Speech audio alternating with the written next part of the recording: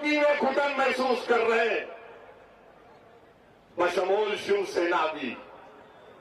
क्या कहते थे? चौकीदार चोर है। ये भी शिवसेना कहती थी कि अब हम इनको अकेला लड़ेंगे। और जब इलेक्शन की बात आई तो जाकर मोदी का हाथ पकड़ लिए, जाकर कहा कि मोदी तेरा हाथ, तेरा मदद चाहिए, क्योंकि बड़ा सांप हम पे खड़ा हुआ है। इसलिए बड़ा सांप का डर शिवसेना को मोदी के पास भिजा दिया। अब तो चमचागिरी करना छोड़ दो।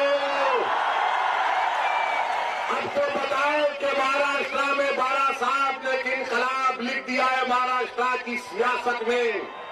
तुम कब तक मित्रों मोदी जी करते रहोगे?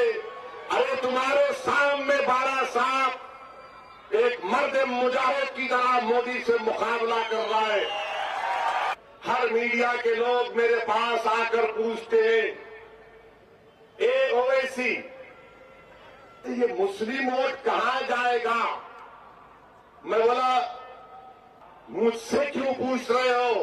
बड़ा साहब से पूछो, तुमको जवाब दे देंगे।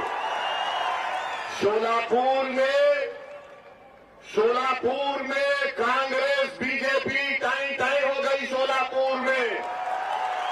और इंशाअल्लाह ताला बारा साहब न सिर्फ शोलापुर बल्कि अकोला से भी जीतेंगे इंशाअल्लाह ताला। उसके बाद बोलते ये शेड्यूल कास्ट वोट क्या होगा? बोला क्या होगा, क्या मतलब?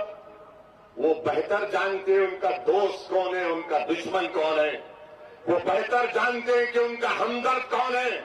वो बेहतर जानते हैं कि बाड़ा साहब न सिर्फ शेड्यूल कास्ट बल्कि माइनॉरिटीज, ओबीसी और दंगर समाज, कोली समाज का ऐसा रेनबो अलायंस क्रिएट किए कि इससे मोदी भी परेशान, शिवसेना भी परेशान, कांग्रेस भी परेशान और पवार साहिब भी परेशान।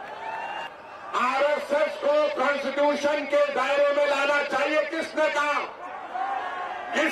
आरएसएस को कॉन्स्टिट्यूशन के दायरे में लाना चाहिए? किसने कहा? मुझे बताओ, जोर से बताओ, पुकार के बताओ, ताकि नागपुर और मोदी को मालूम हो सके। किसने कहा? जोर से बोलो, और जोर से बोलो, दबा के बोलो, जम के बोलो, मिलकर बोलो, एक होकर बोलो। सुने कांग्रेसियों, मोदी सुने, एक ही मिनट में पूरे बोल रहे बाड़ा साहिब, बाड़ा साहिब, बाड़ा साहिब। और लोग समझ रहे थे कि अच्छे दिन आएंगे और लोग मोदी मोदी, अब कोई नहीं बोल रहे। अच्छे दिन तो बहुजन वंचित आघाड़ी के आगे अल्हम्दुलिल्लाह।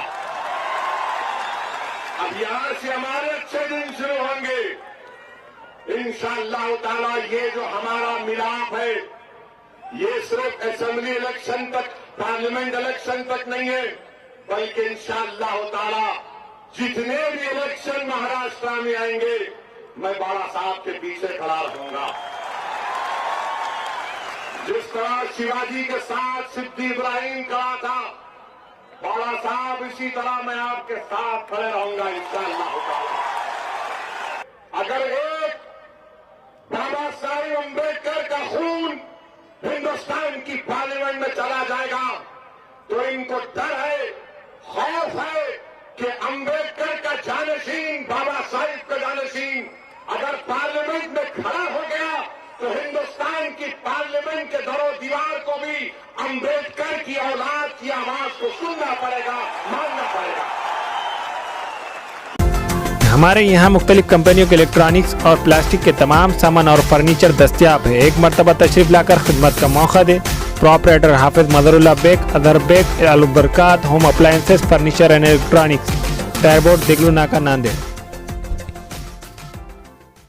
Nanded Urdu news YouTube channel को सब्सक्राइब जरूर करें और बेल आइकन को क्लिक करें। बेल आइकन को क्लिक करने से होगा ये कि आपको लेटेस्ट न्यूज़ अपडेट की नोटिफिकेशन मिलते रहते हैं।